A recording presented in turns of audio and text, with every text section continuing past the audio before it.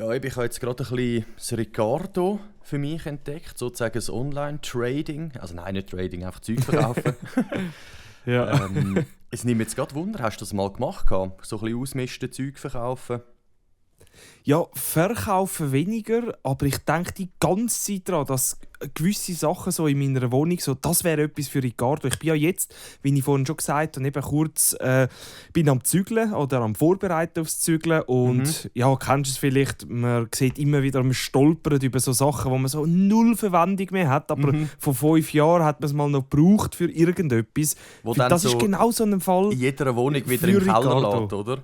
Genau, Ja, eigentlich von Keller zu Keller zügeln. Genau. Und ich habe viele so Sachen und jetzt heute, ich habe einfach weggerührt. Sachen, die man vielleicht noch hätte verkaufen können. Ich bin dann so einer so, ja nee, ich habe es jetzt ein Jahr oder 2 nicht mit der Hand gehabt. Ich rühre es weg, weil mir der Aufwand irgendwie nicht wert ist. Aber ja, vor ein paar Monaten habe ich etwas gekauft, so eine Magic-Sammlung für recht günstig. Auch für Ricardo, aber verkauft habe ich noch nichts. Voll wie es bei dir, bist du in Flow gekommen. Ich habe mal gehört, man kommt so, wenn man angefangen hat, so in Flow. Ja, absolut, absolut. Ich habe vor 2 Wochen das erste Mal etwas aufgestellt und dachte, es ist eigentlich verdammt gut gelaufen, ist dann gekauft worden.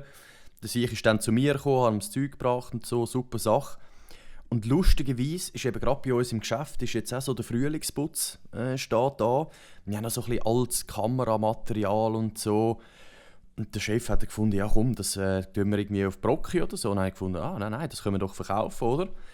Und hat er dann gefunden, ja komm, nimm, oder? So in dem dachte ich, ja safe, oder? Jetzt habe ich seit dem Freitag bin ich da Zeug am draufstellen und am Geiern, wirklich am Geiern auf neue Gebote und so. Ey, das macht richtig Immer wieder am Freude. Aktualisieren, Mails am Checken. Easy. Ja, genau. Wie viel haben sie jetzt schon gespeichert? Warte, ich kann jetzt gerade noch live sagen, heute laufen eben tatsächlich 6 Angebote jetzt ab von mir. Und ja, ich habe erst 2 Gebote, muss ich fairerweise sagen. Aber ich habe noch Hoffnung, weil ganz viele sind gespeichert. Und ja, also es könnte sein, dass da heute noch ein guter Batzen reinkommt. Könnte aber auch sein, Sehr dass schön. easy wenig reinkommt. Aber ja, mal schauen, wie sich das entwickelt. Vielleicht werde ich auch noch Ricardo-Dealer in den nächsten Monaten. Aber jetzt muss zuerst mal mein Zeug da loswerden. Ist gut. Also, ja dann würde ich sagen, gehen wir mal rein, oder? Yes, gehen wir rein.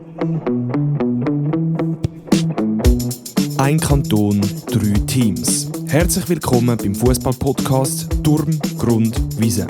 Wir sind 3 Kollegen, die wöchentlich über die 3 Fußballclubs FC Winterthur, Grasshopper Club Zürich und der FC Zürich reden. Mit dem Raffi haben wir einen FCZ-Fan. Der Tim unterstützt seit über 2 Jahrzehnten den Club GC und mich, der David, sieht man am Wochenende auf der Schützenwiese in Winterthur. Danke fürs Zuhören und viel Spass mit der nächsten Episode. So, der Herr. Der Spieltag 31 ist gespielt. Der FC Zürich schafft es, den Leader Thun mit 2:1 zu besiegen. Die Botschaft ist bei den Spielern angekommen, meint der Trainer Dennis Hediger. Ist das reiner Zufall gewesen, oder können sie die Leistung bestätigen? Der GCZ hat eine wilde Woche hinter sich. Der Gerhard Scheiblener ist gerührt worden und das Dreamteam Gaschi und Messner übernehmen. Das Spiel gegen Servet ist die reinste Katastrophe und GC verliert mit 5:0. Und der FC Winterthur knüpft an die letzten Spiele an. Zwar nicht punktemässig, aber mit einer sehr guten Leistung trotz einer 2:0-Niederlage gegen den FC Basel. In der heutigen Episode reden der Tim und ich über Verlust von Vertrauen, über Mentalität, über verkehrte XG-Werte und, klassisch wie immer, über potenzielle rote Karten. Zuerst aber Tim, wie geht's dir? Hast du ein schönes Weekend gehabt? Ja, mal tipptopp. Viel unterwegs gsi das Weekend. Bin am Samstag noch beim Kollegen, mehr oder weniger den ganzen Tag. Also wir sind am Nachmittag noch ein bisschen am See, hure schönes Wetter ja auch gsi. Und genau, er hat dann so ein bisschen eine Wohnungseinweihung gemacht, ist gezügelt. Und ja, mega nice gsi, hat noch geil gekocht gehabt. Sind noch recht viele Leute gsi, so 10, 12 Leute, wo wir dann noch den Match geschaut haben, den GC-Match, leider. Cool! Ja, mega cool gsi. Aber ich muss sagen, irgendwie lieber so ein bisschen in diesem Setting mit vielen Leuten, die dann alle, weißt, haben sich dann wie auch abgewendet vom Match, so komm jetzt da nicht irgendwie rumbrüllen. Ist so. gleich. Ja, genau. Mir ist es egal. Ja, genau, so die Haltung dann. Und ja, mega cooler Abend gewesen, wirklich. Und genau, gestern bin ich dann, also gestern Sonntag, ja, wieder einmal untere Liga schauen, man kennt es. auch wieder dort in der Region gewesen, und ein Kollege ist dann auch noch schauen, dann auch gemütlich wie das Wetter genossen, so schön gewesen. Nachher noch an den See gegangen, einmal grillieren. Also wirklich ein Träumchen. Schön. Ja, voll. Was ist bei dir gelaufen? Hey, bei mir recht viele Kärtchen gespielt. Ich habe am Freitag 1 gegen 1 Abend gemacht, sicher etwa 6-7 Stunden Magic gespielt. Samstag auch etwa, nein, Samstag ist wahrscheinlich noch mehr. Wirklich viel Magic. Sonntag natürlich auf die Schützenwiese gegen Basel schauen. Und heute ist vor allem so der erste Tag, wo ich packe, eben fürs Zügeln dann. Am Freitag ist Wohnungsübergabe. Heisst, es gibt nur eine 3-Tage-Woche. Die Woche bin ich auch nicht unfroh. Ist mal anders. 3 Tage arbeiten, das habe ich schon lange nicht mehr gehabt. Ja, schön. Voll. Muss natürlich in diesen 3 Tagen dafür einiges auch abdecken in dem Sinn. Also ich habe recht viel Gespräche und ja, aber von dem her ja, gutes Weekend. Eben, meine Freundin ist in Lissabon. Wir ziehen ja dann eben am Wochenende zusammen. Haben wir uns jetzt die Tage ein bisschen weniger gesehen, aber ist ja wie auch nicht so schlimm in dem Sinn, weil ab dem Samstag sehen wir uns jeden Tag. Ja, ich kann sagen, man sieht sich ja genug. Genau. Sehr schön. Voll. Sehr Nein, schön. aber freue mich auch fest. Ja, freue mich echt. Eben auch genau Perlen-Timing auf Fußballpause das Wochenende. Eben am Sonntag. Sonntag gehe ich ja dann noch das Cup-Finale auf der Schützenwiese, also von den Frauen schauen. Aber sonst eigentlich gerade Perlenwochenende. Und eine Woche später ist ja dann Lausanne. Dort bin ich auch am Start, wenn sich 2-3 Leute melden, zum Mitkommen. Voll. Top, Genau. top. Da würde ich aber sagen, konzentrieren wir uns aufs Jetzt oder auf ein bisschen Vergangenes. Wir haben ja 3 Spiele. Nochmal zur Info. Der Raffi ist das Wochenende, beziehungsweise jetzt der Montag, Dienstag, nochmal out. So wie ich es dann weiss, ab übernächste Woche oder ab nächste Woche basically eigentlich zurück. Genau. Und sind wir wieder das komplette Trio. Ja, ich würde sagen, wir fangen gerade am Anfang an, nämlich dass du es hinter dir hast. Hast du vorhin gesagt, wärst froh, wenn wir bei GC würden anfangen. Ja, Eigentlich fangen wir 5 Minuten nach der letzten Pöde-Episode an, oder? Wo wir noch darüber geredet haben. Es war wirklich typisch gewesen. Wir haben ja noch, aber finde ich eigentlich noch gut, haben wir noch so ein bisschen darüber geredet gehabt. Wir haben ja dort kurz besprochen, eben, wir sind beide eher so ein bisschen Team Scheibe soll bleiben. Dort war ja noch nichts klar, ich habe nicht gewusst, ob es geht, aber wir haben das mal in den Raum geworfen. Und ja, kurz darauf runter, nach unserem Podcast am Abend ist dann die Meldung gekommen, Scheiblehner entlassen. Ich has noch, jetzt bevor ich anfange, nimmt es mich noch Wunder, was hast du dazu gedacht? Ich weiss, wir haben es kurz vorher besprochen. Hast du immer noch das Feeling gehabt, so, weiss ich nicht? ja, das ist eigentlich wie das, eben, was wir besprochen haben letztes Mal. Ich habe es nicht gesehen und ich glaube auch nicht direkt, dass jetzt der Scheibe schuld ist an irgendetwas von dem. Ich finde, die Nachfolge ist sicher nicht besser wie der Scheibe, also aus meiner Sicht. Ja. Und ich finde es komisch. Ich finde es ein Versagen von einer höheren Etage. Und wie immer in der Schweiz rührt man einfach mal schnell den Trainer. Wie man jetzt am Wochenende gesehen hat sich absolut nichts da. Es ist jetzt auch nicht die Spieler, die mehr motiviert sind ohne Scheibe. Also, ja, mir tut auch der Messner an dieser Situation, der übernommen hat, das nicht leid, aber ich meine, er ist aufgestiegen, er ist Cheftrainer, aber in dieser Situation weiss ich auch nicht, wie geil das ist, so ein bisschen Notlösung gewesen. Aber ja, was hat es mit dir gemacht? Ja, ich kann schon mal bei fast allem eigentlich zustimmen, was du jetzt so gesagt hast. Bei mir war auch gesehen, die Meldung ist dann gekommen. Und so im ersten Augenblick habe ich gedacht, ja, okay, eben, hätte jetzt nicht gemacht und so, aber easy, irgendwo durch kann ich es ja auch noch verstehen, oder? Mit diesen Resultaten und allem. Aber ich muss sagen, jede Minute, die vergangen ist, nach dieser Meldung, ist für mich, habe ich es immer mehr hinterfragt und habe gedacht, nein, eigentlich irgendwie nicht. Eben wie du auch gesagt hast, weißt, so auf die Art und Weise jetzt mit dem Messner den aufholen.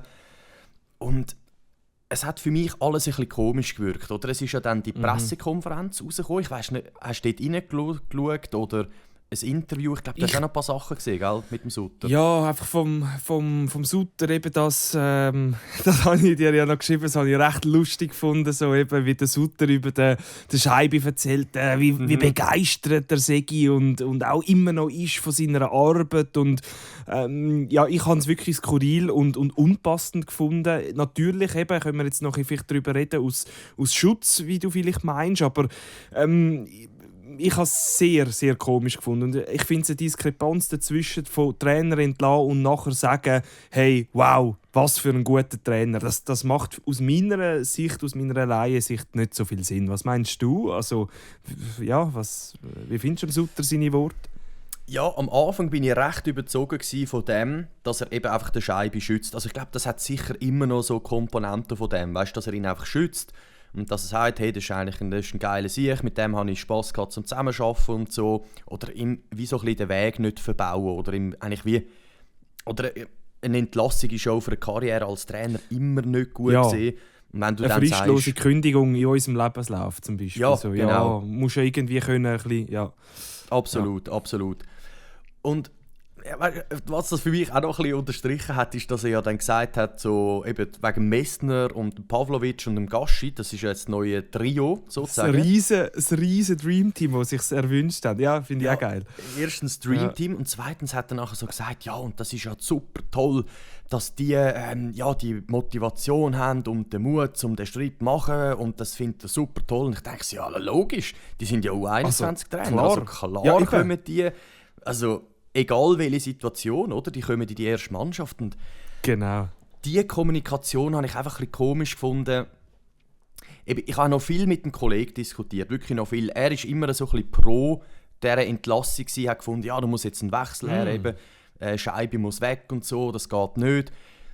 Und ja, ich finde, wenn du die Fakten anschaust, eben den Punkteschnitt anschaust, okay, man kann sagen, im Winter hat es Verstärkungen gegeben, es hat sich nicht verbessert und so, sehe ich irgendwie alles, aber wieso nicht einmal auf Kontinuität setzen und wieso dann der Messner, oder? Genau. Wieso der das Scheibe ist auch das. 2.0? Hätten wir jetzt, ja genau, und das finde ich auch ein wichtiger Punkt, hätten wir jetzt einen Trainer angestellt, ich sage jetzt einen Uli Forte als blödes Beispiel, so der Feuerwehrmann, wo man irgendwo von Deutschland, von Österreich, von der Schweiz kennt, dann hätte ja wie gesagt, ich sehe den Sinn dahinter. Es ist jemand, der jetzt einfach noch im Abstiegskampf nochmal die richtigen Worte findet vielleicht. Aber das ist einfach so die erste Lösung, so okay, wir rühren den Cheftrainer und von der U21 kommen ein paar U. Also das ist ja nicht wirklich eine zugeschnittene Lösung, das ist einfach ein Folge, die Folge drauf, in dem Sinne, auf eine Kündigung. Und der Messner eben, ich habe 1-2 Interviews gesehen und er hat dort auch gesagt, hey, es fällt nicht ganz so einfach, weil eben der Scheibe ist auch ein Kollege geworden in dieser Zeit und so. Und ich habe das Gefühl gehabt, er hat ein bisschen bedrückt gewirkt, also ein bisschen, als wäre ein bisschen ein Druck auf der Lunge beim Reden. Ich weiss es nicht, das ist interpretiert, aber schwierige Situation, finde ich, wirklich. Ja, und auch die ganze Argumentation, weißt du, nachher sagt der Sutter, weißt du, bei Leipzig ist es ja auch so, dann haben sie die U21 und so, der spielt dann den gleichen Spielstil und so und dann können sie den aufholen. Und dann denke ich so, ja, aber Bro, also erstens mal investiert Leipzig unfassbar viel in die Infrastruktur, dass das alles funktioniert, in Spieler, alles Wüste, bei denen werden die Trainer nicht entlassen und dann kommt der U21 und die werden weggekauft, wahrscheinlich von anderen Teams, weil sie so gut sind. Ja. Und nachher einfach so, weisst Leipzig, und darum haben wir jetzt da auch unsere... Das erinnert mich so ein bisschen an FCZ Malenovic-Zeiten, wo sich so vergleicht mit eben Ajax, Anderlecht und Ajax und so, Bro, Ball flach halten, alles gut, wir sind immer noch GC und immer noch der FCZ. Ja, finde ich schwierig.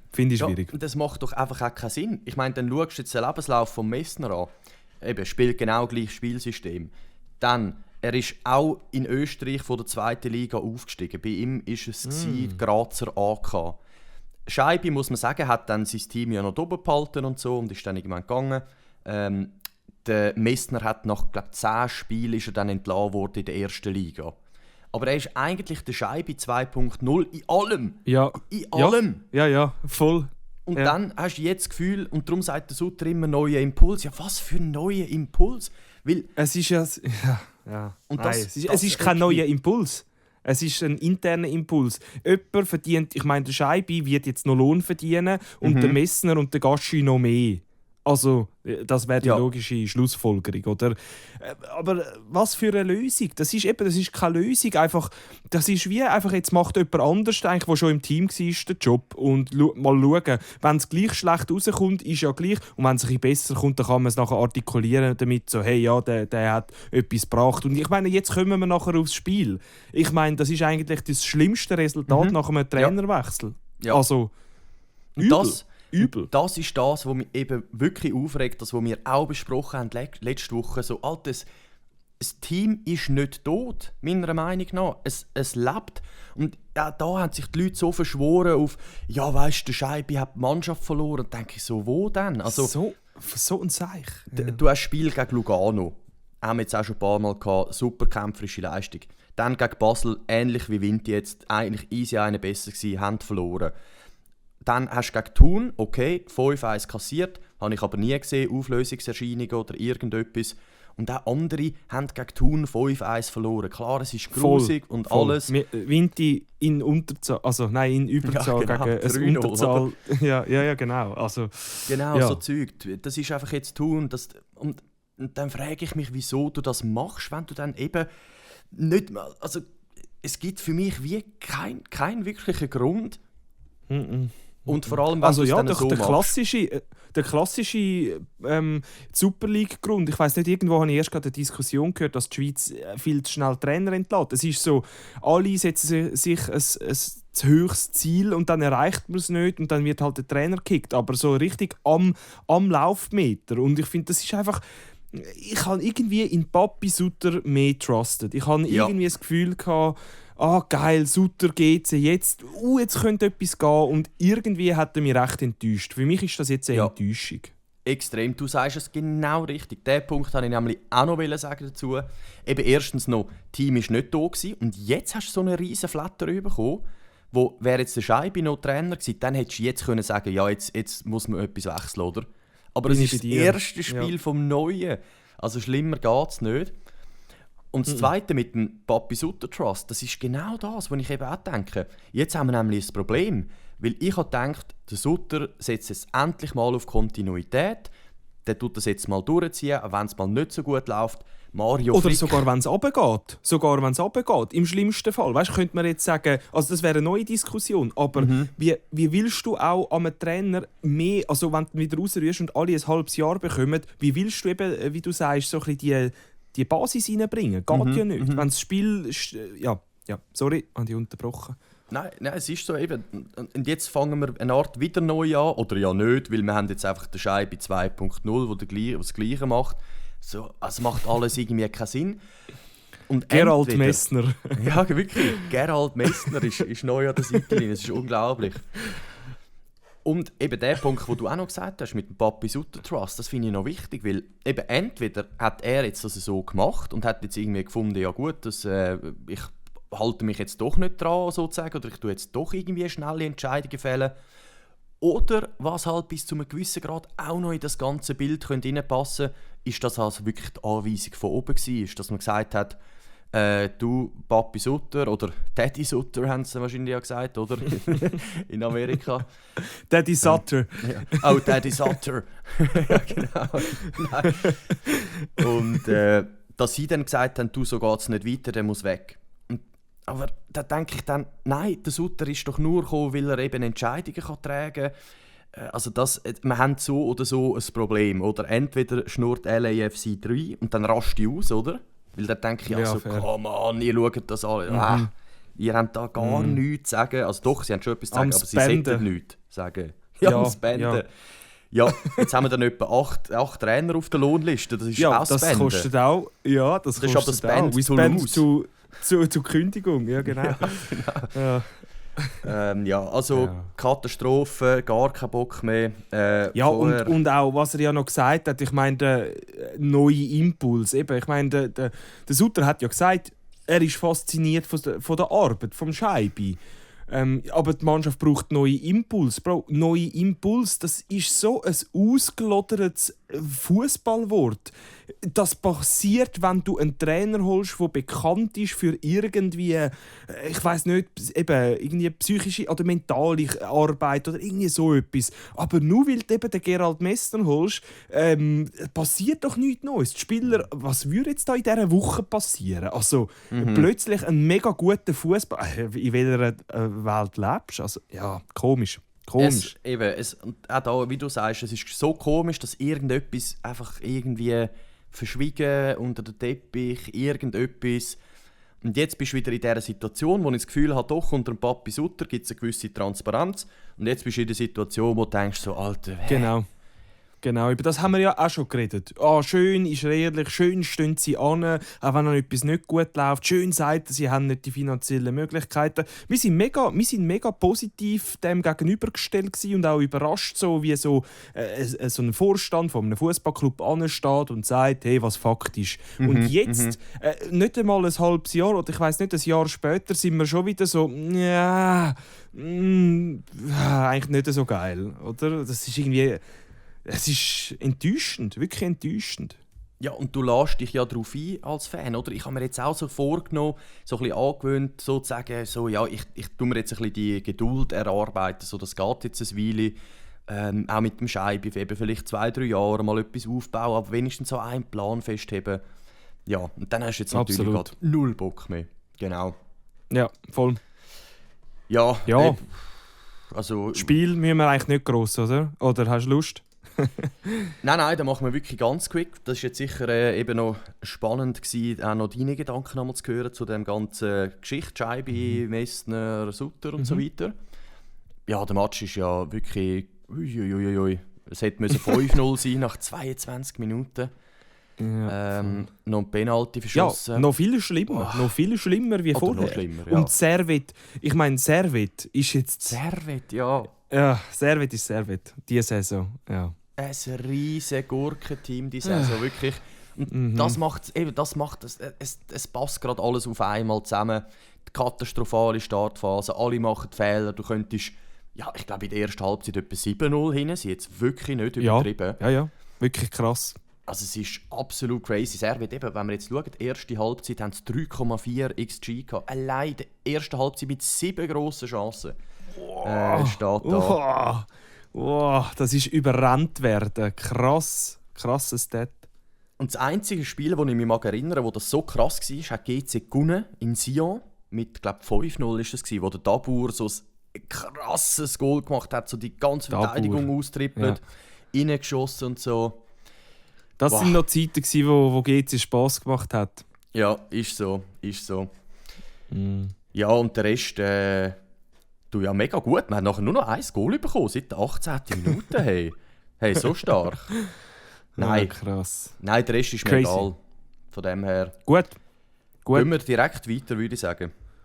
Ja, das ist gut. Ich glaube, eben Zürich hat ja auch gleichzeitig gespielt, am 6. oder? Und ich glaube, das können wir kurz abhandeln, oder? Weil eigentlich der FCZ hat das gemacht, oder Basel hat das gemacht, was der FCZ einen Tag vorher gemacht hat. Sie haben eigentlich, und das ist schon noch spannend, mit 0,82, also der FCZ und wie auch der FCB haben 0,82 XG und haben aber beide zwei genau gleich viel. Und jetzt habt ihr fest, sie haben auch beide in der 15. Minute ihr erstes Goal geschossen, die beiden Teams. Und das zweite Goal also in der 71. Also eigentlich wirklich sehr identisch. Spannend. Und wenn wir jetzt nochmal, ich habe jetzt heute Morgen nochmal schnell reingeschaut in die FCZ-Zusammenfassung und dort habe ich eigentlich auch gesehen, Thun hat eigentlich Anlauf um Anlauf gebraucht. Es hat einfach nicht, es hat nicht geklappt, es gibt so Spiel und trotzdem mehr Glück, sage ich mal. Also, das ist einfach auch völlig komisch. So, ist ja genau das Gegenteil passiert. Irgendwie. Thun macht ihre Chancen mal nicht, wie sonst ja immer. Genau. Und der FCZ hat ja auch praktisch eben keine Chance gehabt, macht 2 und da komme ich nicht raus. Crazy. Bei diesem Match Nein, check ich 0. Das macht so keinen Sinn. Aber ja. Wir müssen jetzt da auch nicht Goal für Goal durchgehen. Eben, ich glaube, was man kann sagen ist, der Berisha zwei schöne Vorlagen, also Assists. Dann der Ivan Cavallero macht sein zweites Goal für den FCZ beim 2-1. Sicher auch noch nice. Aber eine Situation wollte ich noch kurz anschauen mit dir. Ich weiss aber nicht, ob du sie gesehen hast, die Handsituation. Ja. Wo der Schiri, ich glaube, der Fendrich rausgeht und sie geht ihm ja am Walker an die Hand. In dem Sinne kommt er so von oben, der Ball, und geht ihm an die Hand und dann wird er raus. Und ich habe es nicht ganz gecheckt, weil, also, warum dass es keine Hands-Penalty gegeben hat, hast du verstanden? Warum, ob es irgendwie jetzt nicht... Also, ist einfach so. Zum guten Glück, ehrlich gesagt. Also das wäre ja wieder ein riesen Lumpen-Penalty gewesen. Holy shit. Der Ball geht aber wirklich... der VAR hat... Ja. Geht vom Himmel runter und noch einfach so an... Also nein, wirklich, nein. Finde ich absolut berechtigt. Und auch da wieder, auch wenn man es früher vielleicht mal anders gepfiffen hat, lieber jetzt so durchziehen, anstatt so seich pfeifen. Oder ich weiss nicht, wie siehst es denn du? Ich sehe es nicht so klar. Ich kann würde ich hure gerne wissen, was jetzt am Fendrich seine Entscheidungsgründe waren. Weil er kommt also klarer an die Hand, kann man nicht, den Ball. Und der Abpraller war nachher auch noch entscheidend eigentlich, weil es ist ja ein FCZ und ein Thun-Spieler angerannt. Ich habe nur nicht ganz verstanden, aber es ist ja, er sieht den Ball kommen von oben und sie geht ihm klar an die Hand. Es ist auch nicht noch abgelenkt von dem Spieler vorher. Ich hätte gedacht, das ist einfach klar benudeln.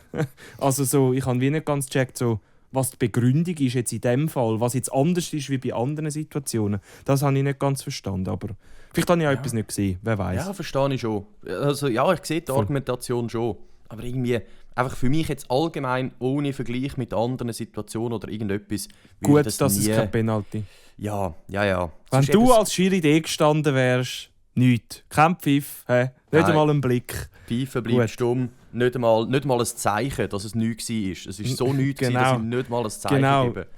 Und der VAR, wenn er sagt, du, Team, kannst du echt schnell rauskommen, und sagst, nein, ich habe es gesehen, wir spielen weiter. Ja, jetzt bricht es gerade. Nein, verbietend. Genau. Ja, gut.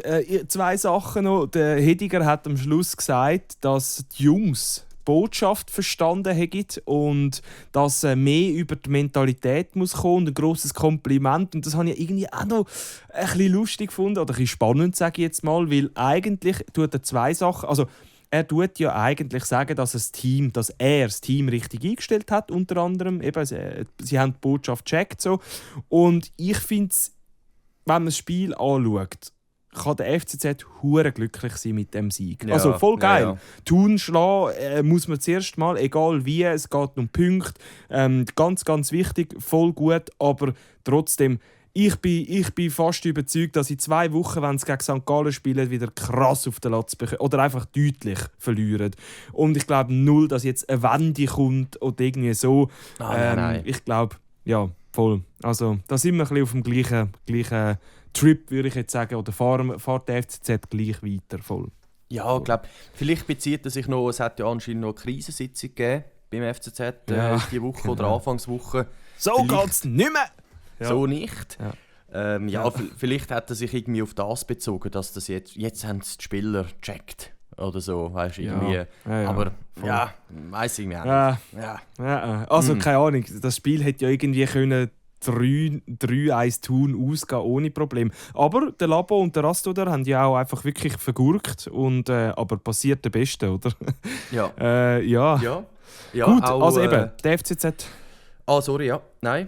Nein, der FCZ-Part eben natürlich sehr minimal, weil ich schaue sicher nicht allzu viel von dem Club. Also wie auch von GC, da bin ich wie auf euch angewiesen. Und wenn der Raffi halt nicht da ist, wird es ein kleinerer Teil. Genau. Genau.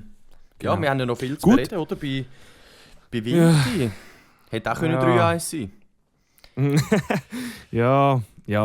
Ja, gehen wir auf die Schützenwiese. Wunderbares Wetter. Recht kalt. Es hat so oben durch reingezogen in die Schützenwiese. Wir sind im Schatten gestanden. Lustigerweise, also mal an einem anderen Ort. Sonst sind wir immer ganz rechts beim C.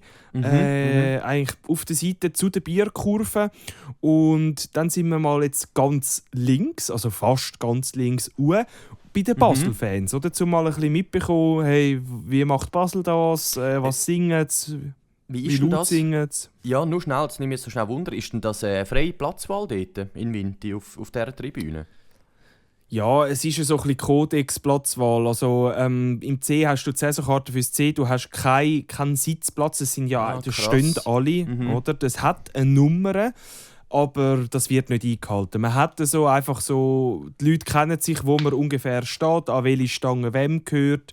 Wir haben unsere Stange vor gut einem halben Jahr, würde ich jetzt sagen, verloren, weil wir halt einfach 3-4 Mal nicht mehr am gleichen Ort waren und dann ist sie weg. Und dann, spannend. Okay, voll. Okay. Ja. Nein, aber sind wir auf die andere Seite. Basel, recht coole Leistung, viel gesungen. Herzen, es sind schon Dialekte und Wörter gefallen, die übel waren zum Zuhören, aber es war spannend, um mal das mitzubekommen. Und es ist schön, ein richtiger Chor, wirklich 90 Minuten, gute Leistung, sehr geil. Viele Leute sind es. Ja, voll. Nein, sonst eben, Startelf hat recht viel Rochade, oder er hat recht viel gewechselt. Der Arnold und der Siedler, eben Arnold so ein bisschen angeschlagen, verletzt raus. Siedler, Kasami, Kueni, Rohner und Burkhardt out, also aus der Startelf, recht viel. Neu drin der Zuffi, dann Soko, der Schneider, der Smith und der Buess. Goyach bin ich jetzt gar nicht sicher. Genau. Aber recht viele Änderungen. Eben der Burkhardt hat sich ja wieder verletzt. Immer das Gleiche. Das ist unglaublich. Hey, ja, aber gehen wir ins Spiel. Also, richtig guter Auftakt. Hat mir mega gefallen. Ich habe mein Nocco getrunken während dem Spiel. Es war auch mal geil. Ein Nocco und ein bisschen Fußball. Habe ich wirklich sehr genossen. Einfach gute Stimmung. Und ja, auch der Kick war gut. Also ich habe das Gefühl, ich habe wirklich früh einen Druck gemacht auf den Ball führen. Also wirklich früh ein Vortracking, sagt man im Eishockey. Ich weiß nicht, ob man, oder Vorpressing, ich weiß nicht, wie man das sagt. Das Pressing, ja. Ich habe gedacht, okay, das kostet viel Energie. Der Hunziker, nein, ich muss dir schnell sagen, der Hunziker, der hat so eine Lunge. Hey, der rennt jedem Ball nach. Ich wäre kaputt nach 18 Meter Sprint, wie er das macht. Ich finde das so unglaublich faszinierend, wie viel der kann rennen. Ja, und eben, das Spiel fängt an, direkt gelb, Colotto. Eben auch da. In der 5. Minute, das war die erste Chance oder nein, nicht die erste Chance. Was sage ich? Der erste Moment, wo ich so war, okay. Der gerade Geld geholt hat, in der 5. Minute lässt er sein Bein stehen gegen den Leute, wird nicht gezeigt, übrigens in der Zusammenfassung. Okay. Und ich habe die Hand verrührt, das ist geil. Das wäre die erste Möglichkeit gewesen, wo ich das Gefühl hatte, eine rote wäre keine Fehlentscheidung gewesen. Aber Piccolo hat sich dagegen entschieden, ist ja noch 5 Minuten, ist alles sehr frisch. Okay, gehen wir weiter, es geht so rasant weiter. Fetter Lattenknaller vom Danzoko. Ja. Wow, wirklich. Kommt er auf die Linie wirklich vor uns, aber wirklich Action in diesem Spiel. Hat das sehr gut getan. Es hat ja, glaube ich, viel, auch sonst Gäli und alles gegeben, Zweikämpfe. Es hat gerabbelt. Es ist wirklich, ich habe es in der Zusammenfassung gedacht, es geht richtig ab. So schade an Soko, wirklich so schade irgendwie. Man hat es ein bisschen gespürt, oder also wer der rein, ich meine eben Basel ja auch immer, auch wenn sie jetzt besser spielen und so, die haben das Selbstvertrauen ja immer noch nicht. Und, voll. Allgemein kann ich jetzt schon sagen, bei diesem Match habe ich wirklich ein bisschen mit Winti mitgelitten, auch wenn es ja Konkurrenz ist. Gut, ich hatte halt auch die Einstellung von GC, so, ja komm, hauen ab in die Challenge League, ist mir alles egal. Ja, muss ich euch noch schnell sagen, gestern hat der Tim eine richtige Rage-Memo an mich gemacht. Er hat gesagt, ja komm, weisst du, was Scheiß drauf, dann gehen wir halt ab. Also, das kennen wir alle, das habe ich ja auch schon gesagt, schon in diesem Podcast, so, ja egal, dann ist es halt so, gehen wir ab und dann kommen wir wieder vielleicht sollte es einfach so sein. Im tiefen Inneren wollen wir das alle nicht, das ist klar, das wünscht sich niemand, aber ich kenne den Frust so gut, dass es einfach so ist, weißt du was, fickt euch alle so. Ja, so das Trötzeln, so ein bisschen. Genau. Ja, schade, ist nicht rein, ist auf die Linie gefallen, dann gibt es eigentlich mega früh einen Hands-Penalty, auch nachdem der Penalty-Chance tot Buess tritt an, habe ich auch gedacht, warum er, nicht der Hunziker, der gegen sein Team schiesst und so torsicher ist. Aber ja, Hat seine Gründe, ist gleich. Hat seine Gründe gehabt, dass der Bus das hat wollen. Er hat aber, ich glaube, SRF hat das gesagt, 3 von den letzten 4 Penalties verschossen. Ja. Das ist schon ein Scheiß. Das ist einfach wirklich ein schlechtes Stat. Ja, das ist schon... Ja. Ich habe dann auch, zuerst habe ich so gedacht, ja gut, Bus oder easy. Aber was dann der Stat gesagt hat, habe ich schon gedacht, wieso nicht der Hund sein? Ob das echt wirklich damit zu tun hat, dass es gegen Basel ist, so weil er ja eigentlich auch nicht verschwiegen hat, dass er schon gerne auch zurückgehen würde, oder? So ein bisschen in diesem Stil. Das stimmt. Ich würde gerne zurück, hat aber dort auch gesagt, er hat da noch eine Verpflichtung bei Vinti und Hunziker. Auch im Interview nachher komme ich vielleicht nochmal darauf zurück, aber einfach wie... Er hat auch gesagt, es ist unglaublich, dass das Spiel 2-0 ausgeht. Er glaubt es fast nicht. Sie haben mehr Chancen gehabt und das ist halt eben... Und auch da ist man natürlich gerade wieder Lugano in den Sinn gekommen, das weiss ich noch. Man hat geführt, Lugano hat rot geholt. Ich habe gesagt, wenn nicht heute, dann... Also, oder wenn dann, so in diesem Stil.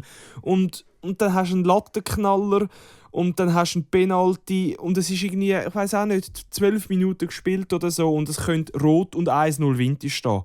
Dem ist nicht so. Genau, gehen wir ein bisschen weiter. 1-0 Basel. Mit der ersten Chance.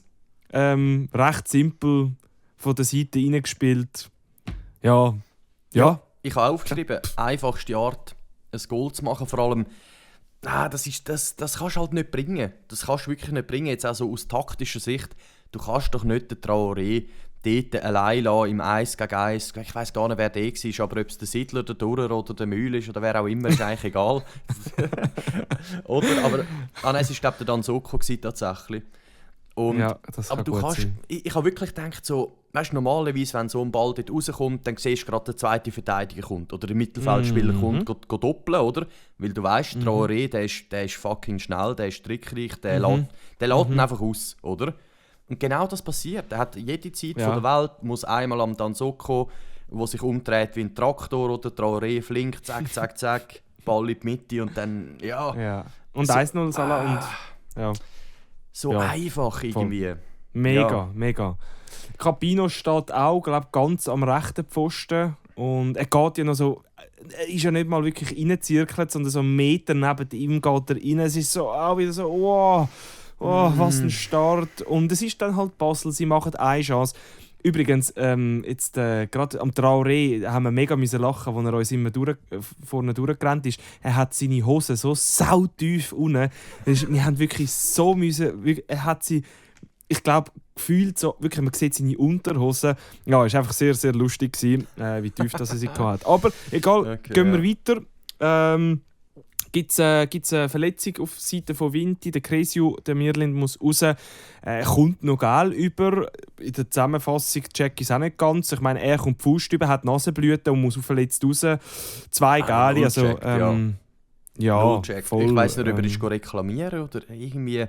Gut, ich habe eben halt auch noch Nein, er ist gerade abgelegen. Er ist recht lang gelegen und der Piccolo steht die ganze Zeit mit der gelben Karte nebendran.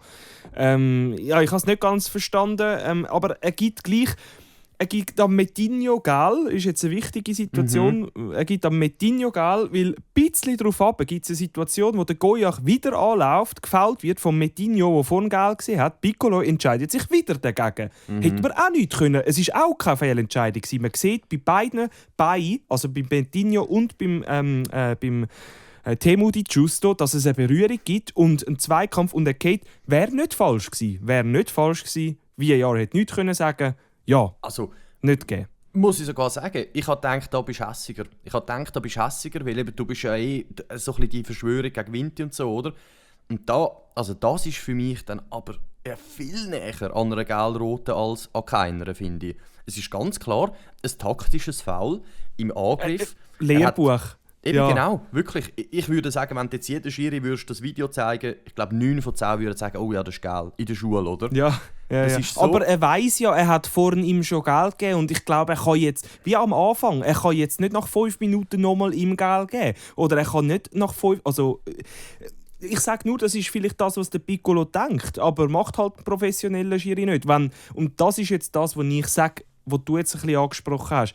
Hätte Vinti 5 Minuten vorher Geld geholt und das Foul wäre passiert, bin ich der Meinung, dass man schneller die Gelb-Rot zückt, weil es halt eben der Letztplatzierte ist. Ich weiss, das stimmst mir nicht ganz zu, aber das ist halt meine Sicht aber auf die ganze Saison. Ich nähere mich dir an. Wenn das jetzt irgendwie der, weiss auch nicht, der Randy Schneider gewesen wäre, ja, hätte es vielleicht doch oder wenn der Scheck dort durchgelaufen wäre und der Randy von 5 Minuten Geld geholt hat und ihn dann nochmal so gefällt hat. Ja, genau. Aber egal, es ist nicht passiert. Piccolo hat sich dagegen entschieden. Hey, und ja, Vinti, eben Arnold kommt dann rein, Gresiu geht raus, Vinti weiterhin Druck gemacht. Das hat eigentlich sehr, sehr gefallen und wir waren eigentlich auch so zu der Halbzeit, hey, es steht irgendwie 1-0, aber ich habe das Gefühl, da liegt noch etwas drin. Und da sind sich irgendwie auch alle einig gewesen. Und das ist doch schon mal, das zeigt doch schon mal die Kurve gegen Uhr, oder? Ich meine, es hat Zeiten gegeben, letztes Jahr, wo man zur Halbzeit 4-0 hinein ist gegen Basel und es läuft gar nichts mehr, oder? Also von dem her eigentlich recht zufrieden gewesen. Ja, und in der zweiten muss man schon auch sagen, dort hat Vinti nicht mehr das angebracht.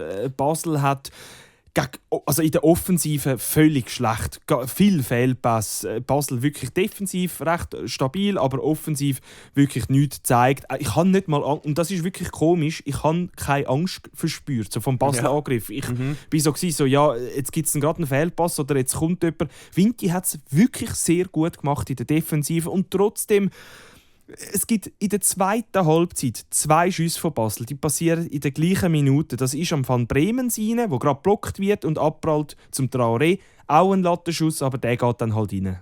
Ja. 2-0. Das ist halt auch. Das ist wieder eigentlich wieder das gleiche Ding, oder? Da denkt sich auch der Ball, der hat dann den Traoré geschossen, da muss ich rein. Oder? Da muss ich nicht rein. Genau. Genau, ja. Ja, ist einfach schade. Es ist schade, aber es ist gleichzeitig auch Basel. Und vielleicht erinnerst du dich, man hat ein ähnliches Spiel gehabt, gegen Basel, dort, wo Vinti auch 2-1 verloren hat, eben, wo in der 94. ja noch der Tsunemoto das gemacht hat. Stimmt, es ist ähnlich so vom Vinti wirklich gut gekämpft, gut gespielt. Und der Rahmen sagt es auch, man kann dieser Mannschaft keinen Vorwurf machen. Und das ist absolut korrekt. Klar, die Goal, die haben gefehlt, aber mit einem Quäntchen Glück mehr ein Goalie, der die falsche Seite wählt. Ich weiss nicht, hast du am Schluss ein 2-0 Winterthur. Völlig in einem möglichen Range, meine ich. Also, völlig. Wenn du 5-0 oder 6-1 kassierst gegen Basel, dann musst du nicht diskutieren. Da bist du einfach wirklich schlecht gewesen. Genau. Aber in der 84. kommt sie ja dann gleich noch. Der Van Bremen, ein Jahr out übrigens. Ja, ein Jahr out. Gefunden, ja. Bis im Comeback und holt dann Rot. Piccolo entscheidet sich dann, das ist dann Rot, 5 Minuten vor dem Abpfiff.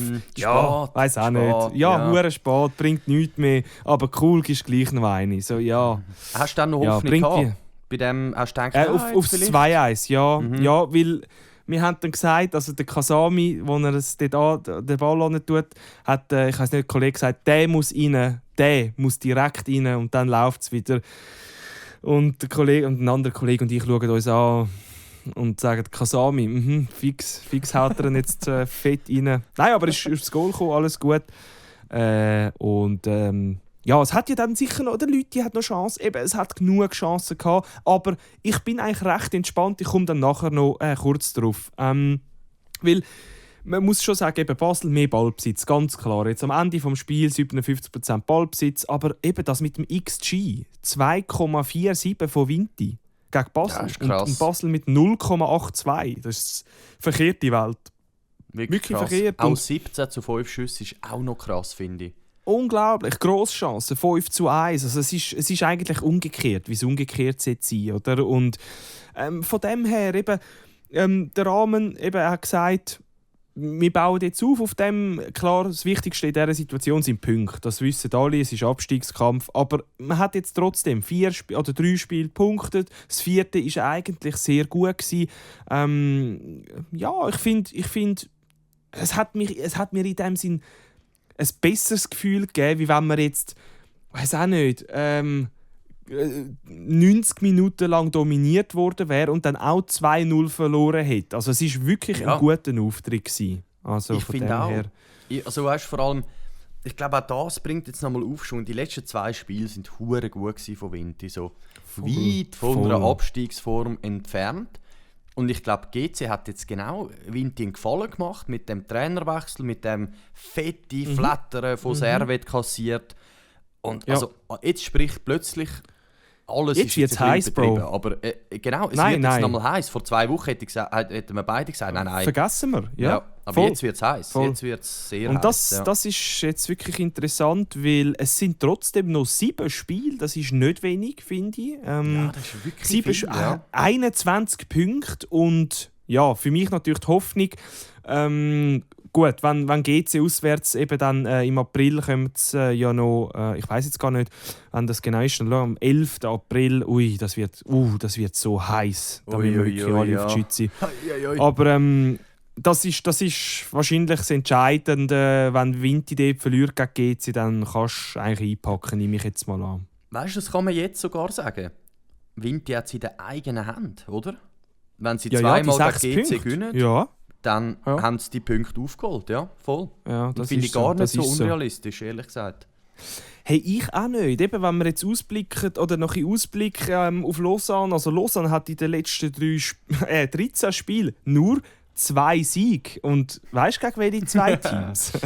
ja, Klassiker, natürlich. Klassiker. Ja, einfach nur der FCZ und GC, oder? Und ich glaube, Custodio ist gesperrt von Lausanne-Seite, Arnold von Vinti. Das ist ein bisschen schade, habe ich jetzt nachgelesen, nicht gut. Ich persönlich finde es nicht mal so schlimm. Der Mühl, ich muss es nochmal sagen, weil ich ihn viel gehatet habe, nicht gehatet, oder vielleicht auch einfach viel aufgeregt wegen seinen Aktionen, er macht es wirklich aus dem Nichts recht gut. Also wirklich kein Fehler mehr, kein Seich. Da gibt es Spieler, die auf dem Platz stehen, die mehr Seich machen. Also, er strahlt Selbstvertrauen aus. Der Leute auch langsam wieder. Für mich voll okay, wenn der Arnold das Captain-Bändeli abgibt für das Spiel. Genau. Ja, ich würde sagen, wir schauen auch gerade so ein bisschen auf die Runde nach, oder was ist es, 32? Nach der Pause, nach der Nazi-Pause und gehen in die Tipps. Genau, ja, jetzt sind ja noch mal 2 Wochen Pause. Aber eben vielleicht für GC gar nicht zu so einem schlechten Zeitpunkt, glaube ich. Aber noch 2 Spiele jetzt haben wir. Haben wir jetzt gar noch Wunder genommen. Ja, ich habe gesagt, ich meine, Vinti auswärts gegen Lausanne, GC die Heim gegen Sion. Weiss ich nicht. Vinti, glaube fast noch das bessere letzte Spiel sozusagen vor der Abstiegsrunde. Oder nachher ziemlich ist ja noch Vinti sicher. Gell, schon. Ziemlich sicher. Ich habe es mir eben auch überlegt. Ich gehe sogar von einem Sieg aus gegen Lausanne. Versuche eben auch, fände ich hure cool, wenn ein paar Leute kommen, vielleicht mit dem Auto gehen. Ich habe auch gesagt, vielleicht könnten wir unten Pfusen mal schauen, aber ich glaube, das gibt 3 Punkte. Und wenn GC dann gegen Sion verliert, dann wird es auch heiß, Bro. Dann wird es auch heiß. Aber dass Vinti jetzt gönnt, das weiss ich schon nicht. Also ich gehe mal auf ein 2-2. Ja, aber trotzdem, 2-2. Immerhin ein Punkt. Ja. Fair. Ich gehe auf ein 3-1 Vinti. Okay, finde ich aber geil. Ja, voll. Genau. Und GC Sion was ist das? Am Sonntag am 2. Am 6.4. Das ist ja Ostermäntig, gell? Da müssen wir dann schauen wegen der Aufnahme. Ja, stimmt. Ja. Aber es ist am 2. Okay. Aber ich glaube, der FCZ, die spielen dann um 4:30, das ist ein Riesenseich. Ja gut, okay, Riesenseich. Dienstagabend Aufnahme vielleicht, oder? Ja, wir schauen, das ist ja so. Gleich. GC Sion, schwierig jetzt, he? Was glaubst du? Ja. Also so schlecht wie gegen Servet kann es ja nicht mehr werden. Nein, das glaube ich nicht. Aber jetzt wird es heißen, jetzt müssen wir defensive Stabilität trainieren und jetzt müssen wir alles hinten dicht machen und so, oder? Darum glaube ich 0-1 für Sion. Okay. Was meinst du? 0-1. Ja, 0-2, glaube ich. Ich glaube, man schafft kein Goal. Ja, voll. Ja, gesehen, ich wäre auch fast drauf. Fair. Ja, und dann haben wir noch, wie du sagst, St. Gallen-Zürich, 4:30, Ostermäntig. Gibt doch nichts Schöneres, als am Vogt seine Böllen suchen im Netz. Schön. Nein, schön. Ich wollte sagen, geeiert werden am Ostermäntig. Auch schön, auch schön. Nein, also sehe ich gar kein Brot für den FCZ. Null. Also, glückliches 3-1. Ja, ich sag mal 3-0 sogar, glaube ich. Ja, okay. Mal. Ja, gut. Ja, also das ist krass. 4 Niederlagen von den letzten 5 Spielen beim FCZ, 4 Niederlagen von 5 Spielen bei GC. Ja, das ist übel, was der Kanton Zürich und unser Podcast durchmacht. Aber ja, wir machen weiter, so oder so. Es liegt ja nicht in unseren Händen. Von dem her, genau. Gut. Ja, wunderbare Sache. Dann würde ich meinen, vielen Dank für alle, die eingeschaltet haben, wie jede Woche. Und wir sind ja dann back in 2 Wochen. Da müssen wir eben noch schauen, vielleicht dann erst, dass es am Mittwoch rauskommt. Aber das ist noch offen, oder? Müssen wir mal schauen, wie wir es machen. Aber wir probieren auch möglichst früh, aber wahrscheinlich wird es Mittwoch, ja. Denke es auch. Und sonst halt Montag am 8. oder 9. irgendwie so erst aufnehmen. Wir schauen. Genau, ihr werdet es sehen. Und ja, auch von mir merci fürs Zuhören. Danke dir fürs Schnurren. Yes. Und eine schöne Nazi-Pause. Voll. Schaltest du ein? Schaust du etwas? Ja, ich glaube, jetzt denke ich so 0. Und dann am Freitag spielen sie wahrscheinlich irgendwie gegen Belarus. Und denke Aserbaidschan. Ja, schalten wir mal ein, oder? Ja, voll. Nein, ich glaube, bei mir ist ein Fußball. Also Nazi eigentlich nicht. Eben, dann Sonntag freue ich mich noch so Frauen-Cup-Final. Mal schauen, ob da Fans kommen auch. Winter im Cup-Final? Das ist ja Final krass. Oh nein. Nein, Servet und GC, glaube ich, oder nicht? Wieso schaust du denn das? Ja, das habe ich ja. Ich habe ja die Tickets gekauft, wo. Das ist, glaube ich, nur noch Basel und der FCZ, glaube ich, im Finale oder im Halbfinale gewesen. Okay. Ja. Voll. Und das ist auf der Schütze, oder? Genau, das ist auf der Schützenwiese. Ja, darum, okay. Das ist der Zusammenhang. Ja. Es ist wie, und wir gehen mit unseren Freundinnen, ist auch mal cool. Gemütlich. Oder etwas für den Frauenfußball tun. Nein. Ein paar Fluchwörter weniger. Genau, voll. Und ein Prosecco mehr. Nein, easy. Also, sehr schön. Mach's gut. Ja, wir hören uns. Und bis zum nächsten Mal.